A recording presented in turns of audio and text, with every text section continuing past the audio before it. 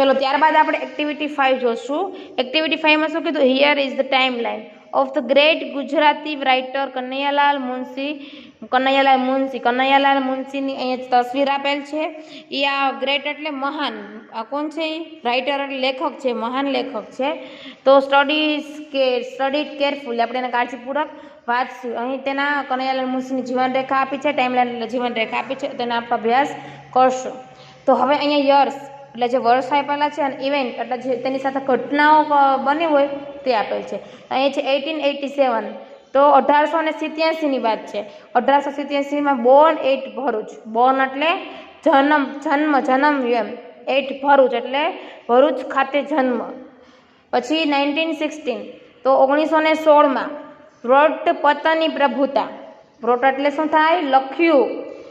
પતનની પ્રભુતા એટલે પાટણની પ્રભુતા, પ્રભુતા એટલે આ પાટણની પ્રભુતા એમ લખેલ છે વ્રોટ। પછી 1920, તો 1920માં વ્રોટ શું છે? પૃથ્વી વલ્લભ શું લખેલું હતું? ભારત પૃથ્વી વલ્લભ વિશે લખ્યું હતું। અને 1913 એટલે 1930માં લોપામુદ્રા એટલે છે એ ખામીયુક્ત સીલ છે, લોપામુદ્રા। અને 1938માં ફાઉન્ડેડ ભારતીય વિદ્યાભવન, શું? ફાઉન્ડેડ એટલે સ્થાપના કરી, ભારતીય વિદ્યાભવનની સ્થાપના કરી હતી। ક્યારે? 1938માં। પછી 1937 to 14 એટલે 1937થી 40માં remained the home minister of Mumbai state agent general of India in the hybrid state and elected member of the legislative council, એટલે શું છે કે એજન્ટ જનરલના ગૃહપ્રધાન અને વિદ્યા પરિષદના ચૂંટાયેલ સભ્ય તરીકે રહ્યા। ક્યારે? 1937-40ના હૈદરાબાદના રાજ્યના મુખ્ય સ્ટેટ હતા। શું? રાજ્યના મુખ્ય સ્ટેટ। અને 1948માં શું હતા? એ એજન્ટ જનરલના ગૃહપ્રધાન અને વિધાન પરિષદના ચૂંટાયેલ સભ્ય તરીકે રહ્યા। કોણ? તો કે કનૈયાલાલ મુનશી। હવે 1952 અને 53 એટલે 1952-53માં remained minister of agriculture, remained minister of agriculture એટલે કૃષિ પ્રધાન, કૃષિ પ્રધાન। રિમાઇન્ડેડ મિનિસ્ટર એટલે શું રહ્યા? કૃષિ પ્રધાન રહ્યા ઉત્તરમાં। પછી 1952 to 57 1952-57માં રિમાઇન્ડેડ governor of Uttar Pradesh, રિમાઇન્ડેડ governor of Uttar પ્રદેશ, પ્રદેશના રાજ્યપાલ રહ્યા। ક્યાંના? ઉત્તર પ્રદેશના શું રહ્યા? ગવર્નર એટલે રાજ્યપાલ રહ્યા। તો હવે આ આપણે એક આપેલ છે આખો ઇવેન્ટ। હવે he died in the 1971 at his resident in Mumbai, તો તેનું મૃત્યુ ક્યારે થયું? 1971માં। રેસિડેન્સ પ્લેસ એટલે તેનું મુંબઈ જે પોતાનું સ્થળ હતું ત્યાં મૃત્યુ પામ્યા। Suppose you meet him when he was the governor of Uttar Pradesh, what's question would you ask him? માની લો, સપોઝ એટલે ધારી લો કે માની લો તમે જ્યારે ઉત્તર પ્રદેશના રાજ્યપાલ હતા, તે ઉત્તર પ્રદેશના રાજ્યપાલ હતા ત્યારે તમે તેને મળ્યા હોય તો તમે ત્યાં ક્વેશ્ચન ક્યાં પૂછ્યા હશે, કયા પ્રશ્ન પૂછ્યા હશે? તો આપણે એને 2-3 પ્રશ્ન લખવાના છે। તો શું પૂછ્યા હશે? તો ચાલો આપણે લખીએ, તમારે પણ મારી સાથે સાથે લખવાના છે। તો પહેલો પ્રશ્ન શું પૂછ્યો હશે? હાઉ ડઝ ઇટ ફીલ એટલે અનુભવવું, to be the governor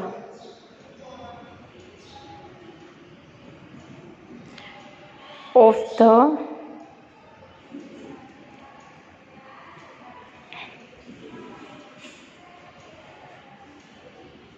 largest state in India. Largest એટલે મોટું, સૌથી મોટું, લાર્જેસ્ટ સ્ટેટ ઇન ઇન્ડિયા। નાના નાના અક્ષર કરશો એટલે સમય જશે। પછી આપણે તમારે સેટ નોટમાં વ્યવસ્થિત લખવાનું, બીજું નાનું જો લખશો એટલે તો શું કીધું? How does it feel to be the governor of the largest state in India? તમને આટલા સૌથી મોટા ગવર્નર હતા જે ઇન્ડિયામાં, ત્યારે તમને કેવું ફીલ થયું, અનુભવ્યું તેમ? બીજો પ્રશ્ન પૂછશું. બીજો પ્રશ્ન શું છે? તો કે what are you duties of a governor? What એટલે શું? વોટ આર ધ ડ્યુટીઝ એટલે ફરજ ઓફ ધ ગવર્નર. ધ્યાન રાખજો ગવર્નર, અહીંયાથી આ વાક્ય પૂરું થાય છે. એટલે તમને તમારી ફરજ શું હતી ગવર્નર તરીકે? તમારી ફરજ શું હતી એમ. ડ્યુટી એટલે ફરજ, વોટ એટલે શું? તમારી ગવર્નર તરીકેની ફરજ શું હતી? બીજો પ્રશ્ન અહીં પૂછ્યો. ત્રીજો પ્રશ્ન પૂછશું આપણે મળશું તો, અથવા તો મળ્યા હશે ત્યારે પૂછ્યો હશે. વાય ઇઝ ધેર નો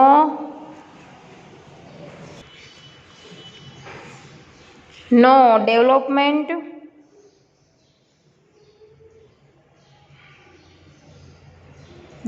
એટલે શું થાય? વિકાસ કરવો. Development in the Uttar Pradesh.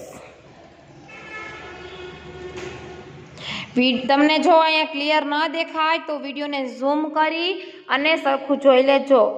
કારણ કે મેં કેટલા નાના અક્ષર કર્યા છે. નાના અક્ષર કરો જ નહીં તો એ સમાજ નહીં. ઉત્તર પ્રદેશ. શું કીધું? વાય એટલે શા માટે, ધેર એટલે ત્યાં, નો development in the Uttar Pradesh. Development એટલે વિકાસ. ઉત્તર પ્રદેશનો વિકાસ કેમ ઓછો રહ્યો તો એમ, ત્યાંનો વિકાસ. પછી ચોથો પ્રશ્ન, what do you feel about education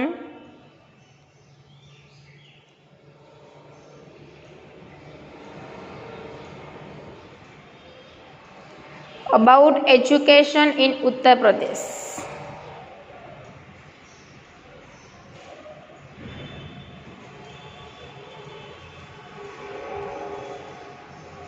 તમે વોટ એટલે શું, ડુ યુ એટલે કરવું, ડુ યુ તમે શું અનુભવ્યું, ત્યાંનું એજ્યુકેશન કેવું છે એમ, તમે શું અનુભવ્યું ત્યાંનું એમ. એજ્યુકેશન એટલે શું થાય? શિક્ષણ. ત્યાંનું શિક્ષણ કેવું છે ઉત્તર પ્રદેશમાં? ત્યારબાદ પાંચમો પ્રશ્ન શું પૂછશું? What would you say about the politician in the state? ત્યાંની રાજનીતિ કેવી છે એમ. વોટ એટલે કેવી, વુડ યુ સે તમે તમારું રાજનીતિ વિશે શું કહેવું છે એમ. તો લખો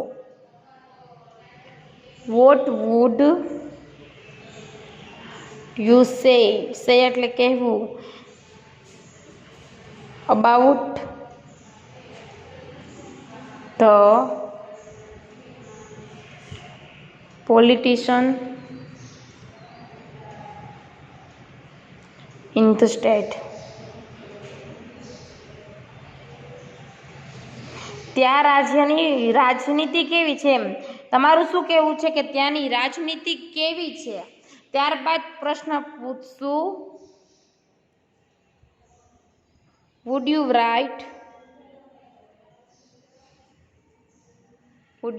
a book on your experience? Experience એટલે શું થાય? અનુભવ.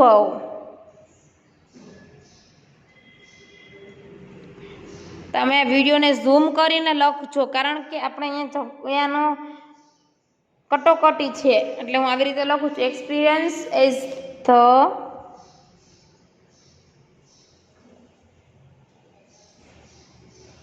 Governor of UP.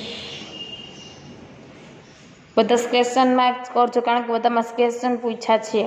તો વુડ યુ રાઇટ, તમે વુડ એટલે ઈચ્છવા એમ, તમે કઈ બુકની ઈચ્છા? Book of on your experience, તમારા અનુભવથી તમે ગવર્નર છો, તમે તમારા અનુભવથી તમે કઈ બુક લખેલ છો અથવા તમે ઈચ્છો છો એમ, તમારા અનુભવ પ્રમાણે. આવી રીતે આપણે કનૈયાલાલ મુનશીની વાત કરી ગયા. હવે જો તમને નીચે પ્રશ્ન કીધો છે કે પ્રિપેર યોર ફાધર પ્રિપેર એટલે તૈયાર કરો, યોર એટલે તમારા, ફાધર એટલે પિતા, મધર એટલે માતા, ટાઈમલાઈન એટલે જીવન. તો તમારા માતા પિતાની જીવન ટાઈમલાઈન એટલે કે જીવન રેખા વિશે રાઇટ 5 સેન્ટેન્સીસ, 5 વાક્ય બનાવવાના છે અબાઉટ હિમ હર. અગર તમે હિમ એટલે કોઈ છોકરા માટે અને હર એટલે કોઈ છોકરી માટે, તો તમારા માતા પિતાની લાઈફલાઈન માટે 5 વાક્ય બનાવવાના છે. તો અહીંયા હું મારા વિશે બનાવીશ, તમારે હોમવર્કમાં તમારા વિશે બનાવવાનું રહેશે. તો ચલો હું બધા પાઠે પોતાની ટેક્સ્ટ સેટ નોટ અને બોલપેન સાથે રાખે, અહીંયા હું લખું એમ તમારે મારી સાથે સાથે પણ લખવાનું છે. તો તમને હું અહીંયા એક ઇવેન્ટ કરાવીશ, તમારા ફાધર, મારા ફાધર વિશે હું કરીશ અને મધર વિશે કરીશ. તમારે હોમવર્કમાં તમારા ફાધર અને મધર વિશે કરવાનું રહેશે. તો ચાલો હું અહીંયા કરું છું. તો prepare your father's mother's timeline, write 5 sentences about him her. તો અહીંયા લખું છું father timeline, father's timeline. Timeline એટલે શું થાય? જીવન રેખા. ટાઈમલાઈન એટલે શું થાય? જીવન રેખા. અને અહીંયા યર્સ આપણે એવી રીતે જ કરવાનું છે. યર એટલે વર્ષ અને ઇવેન્ટ એટલે ઘટનાઓ. ઇવેન્ટ એટલે શું થાય? ઘટનાઓ. તો અહીંયા 1968 લખું છું. તો બોર્ન ઇન, તમારા પપ્પા જ્યાં જન્મમાં હોય ત્યાં લખવાનું. તો Born in Junagadh.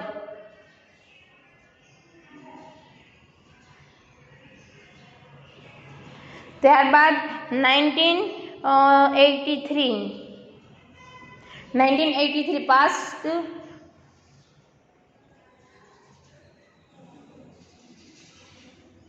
SSC with first class. SSC with first class.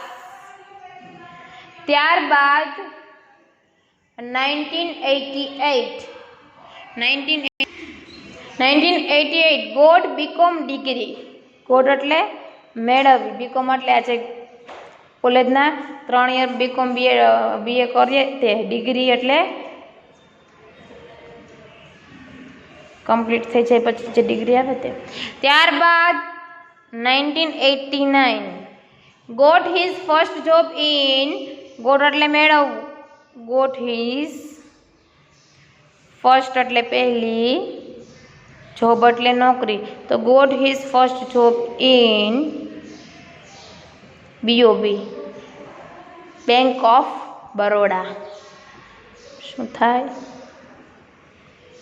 Bank of Baroda. ત્યારબાદ got married 1996 got married.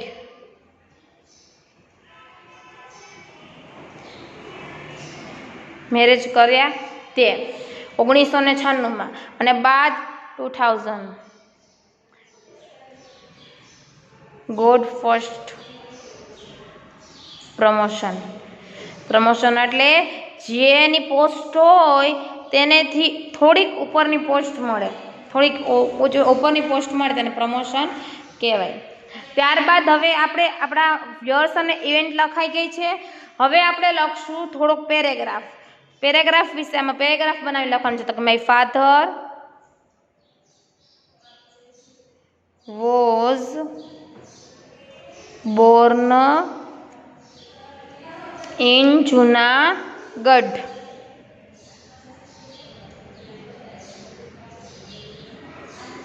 Junagadh in 1968.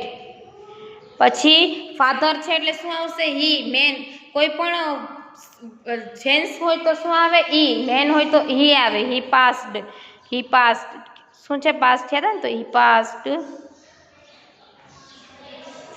SSC with first class from Shri Vidyalaya. એમ પણ લખ, જ્યાં વિદ્યાલય કર્યું હોય ત્યાં with SSC with first class. વિદ્યાલય લખો તો ચાલે પણ ના લખો તો પણ ચાલે. With first class from Shri Vidyalaya કેમાં કર્યું છે તે પણ લખેલ છે.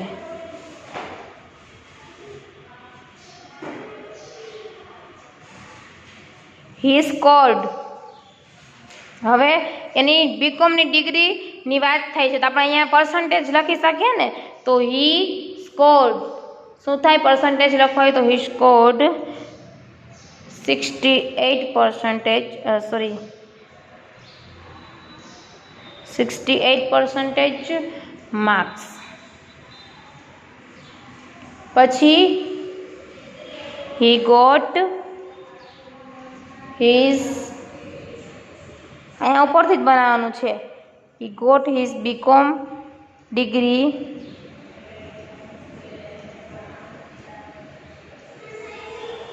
કયા યરમાં છે? 1988. તો લખો ડિગ્રી ઇન 1988. ત્યારબાદ હજી આપણે 2-3 લાઈન લખી નાખીએ, કારણ કે આ બધું બાકી છે ને એની એક લાઈન તો લખી જ નાખવાની. તો હવે એના જોબ વિશેની લાઈન લખીએ. તો he got first job. He got first job in bank of Baroda. શું? Bank of Baroda of India. ક્યાં? ઓકે, ઓફ ઇન્ડિયા ઇન કઈ સાલમાં? 1989.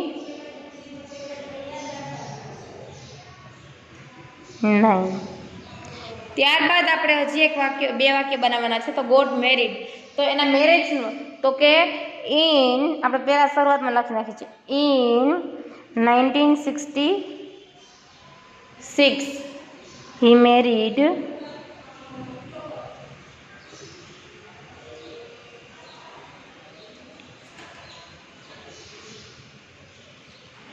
married my mother. મારા મમ્મી સાથે ક્યારે લગ્ન કર્યા? તે 1996માં 1996. ત્યારબાદ હવે આપણે એક વાક્યનું કરવાનું રહ્યું છે, એક યર અને ઇવેન્ટનું કરવાનું રહ્યું છે. તો આપણે કરશું he become the manager of the bank. He got his the first promotion in the year 2000. તો he got his first promotion